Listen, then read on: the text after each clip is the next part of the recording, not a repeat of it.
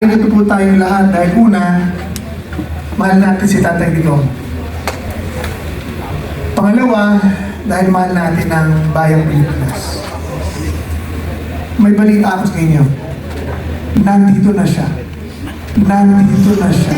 Pilipinas, Duterte pa rin ang tunay na nagmamahal sa atin.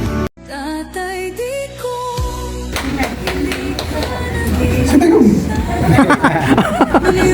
Shock. Andito na sa Digong. Nasa likod ko. Nasa puso natin. Ayun o. Bakit natin Opo. minahal si Tatay Digong? Oo, nasa likod. Dahil nung panahon na tila walang pag-asa na ang ating bayang masenso. Tila wala na tayong pag-asa na mapalitan yung mga nag-aabuso sa pwesto. Parang ganun pa rin. Nagpapayaman sa gobyerno. Parang ganun yung sandal. Nang uuto ng tao. Hindi mas pantay. Walang pakialam sa kaligtasan, kaayusan, krimen. Noong panahon na ang mga politiko takot lumaban sa droga. Noong ang mga panahon na namamayagpag ang korap at wala tayo lahat magawa. Merong isang tao, Bisaya, mayor, matanda, dumating at umikot sa Pilipinas. Minura silang lahat.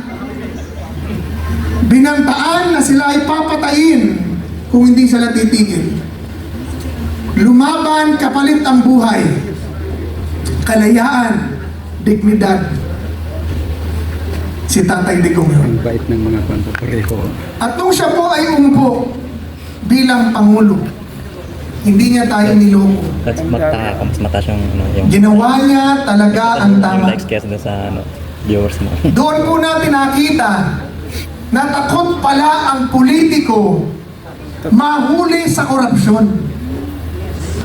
Wala hong matapang na congressman noon na gustong magpahuli na siya ay korap. Wala kahit isa.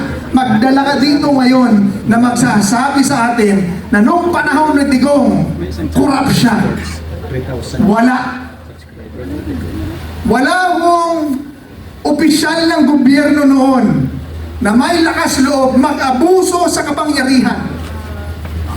Wala. Wala pong halos na wala na po ang mga adik sa lansangan. Halos na wala na po ang korupsyon sa gobyerno. Halos. Alam po natin lahat yun. Takot ang tao noon. Kaya kung meron ako pinaniniwalaan sa bagong Pilipinas, ito po yun. Malaki po talaga ang nagbago. Dati halos wala ng adik, ngayon matapang na naman ang adik. Dati takot ang tao sa korupsyon, ngayon talamak na naman ang korupsyon. Nagbago talaga ang Pilipinas. Mabuhay si Ferdinand Topacio. Pastor ni Ferdinand Topacio. Marami yung pastor ni na pala rito. May pastor ni Ferdinand. Pastor. Meron pastor ni Lambino. Pastor ni Imam. Tama po itong ginagawa natin ngayon, manalangin. Ito po ang pag-asa natin. Manalangin, magkaisa at magsama-sama. Ito po ang kailangan natin gawin. Dahil ang pagkaya po ni Tatay Digong, hawak na ng ICC yan. Pananagutan po nila yan. Pananagot yan po ang isa sa pinakamalaking kasalanan ni Pangulong Bongbong Marcos. Nasisingilin sa kanya ng kasaysayan. Ayan, Eladio, shout out, thumbs up. Maraming salamat. Yung tao na nagpalibing sa kanyang ama. Walang utang na loob. Yung tao na hindi ipinakulong ang kanyang ina. Tama.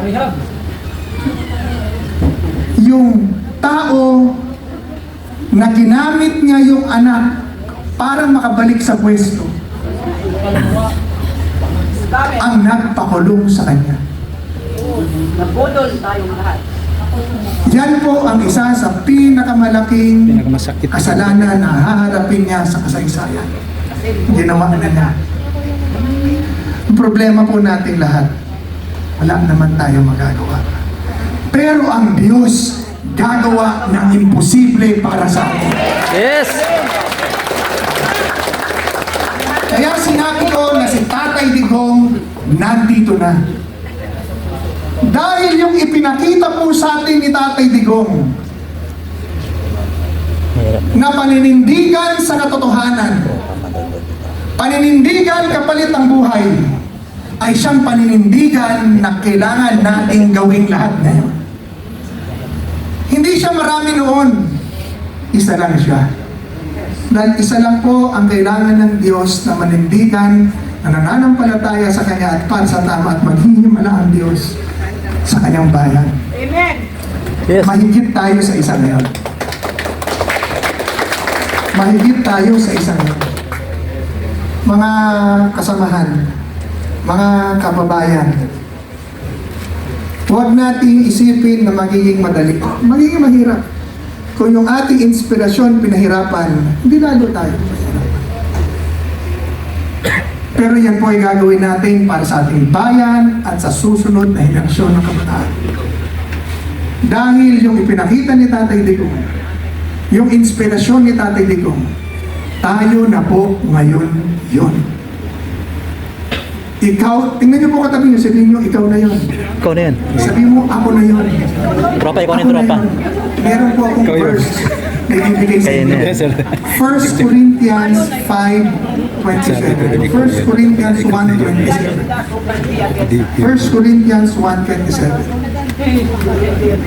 Ang sabi po, but God has chosen the weak things of this world to confound the mighty, and the base things of this world to confound the wise.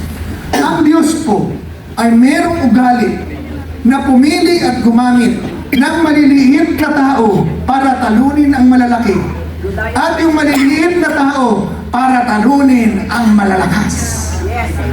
Ikaw at ako, maliliit na tao. Si Digong, mayor lang yan noon.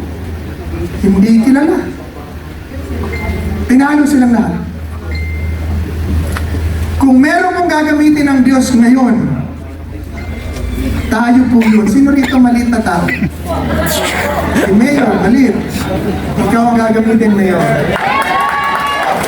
Si Fergie, maliit. Ikaw ang gagamitin, partner. Lahat tayo maliit. Wala namang may pwesto dito eh. Sino ba may pwesto dito? Wala. Ayaw pala. Kung gusto nila tayong damputin ngayon, pwede nilang gawin yun eh. Kasi ngayon po, uso na sa Pilipinas, yung dinadampot ka nang wala kang valid warrant. Uso na po yun.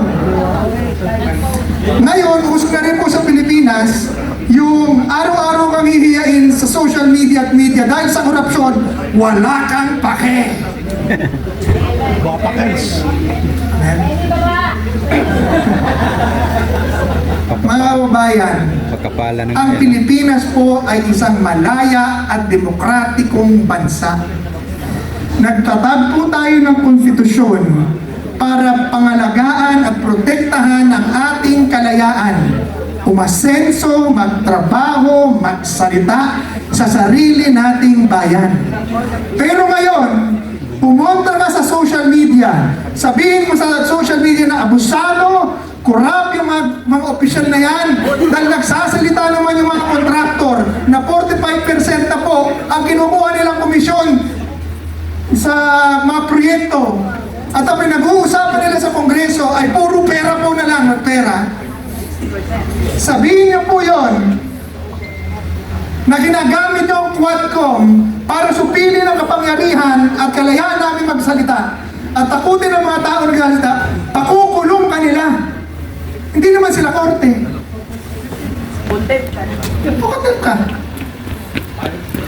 Si Mr. Content. Subalit, ang kapangyarihan ng pamahalaan ay galing sa atin. Ang problema, nung nakaraang eleksyon, bumoto na tayo eh. Exit 1, ano, 2. Sumunod na tayo sa proseso eh. Hindi binilang yung boto na tama. Malaking pera ni Garcia. Yung in-approve at in-audit na version ng counting machine, iba ang ginamit. Tama. Nakapix na. Tapos ang sabi, dapat daw diretso sa servers, transparency servers, from the ACM, yung bato ng data. Pero may dinaanan daw pong intermediary server na naglinis ng boto bago inilabas yung boto. Na wala kahit na sinong Pilipino nakakonfirm kung tama po ba yan ang botong yan. Dahil wala naman tayong hawak na resibo at wala naman nakita mga watcher. Basta nagulat na lang tayo na eto na listahan ng panalo.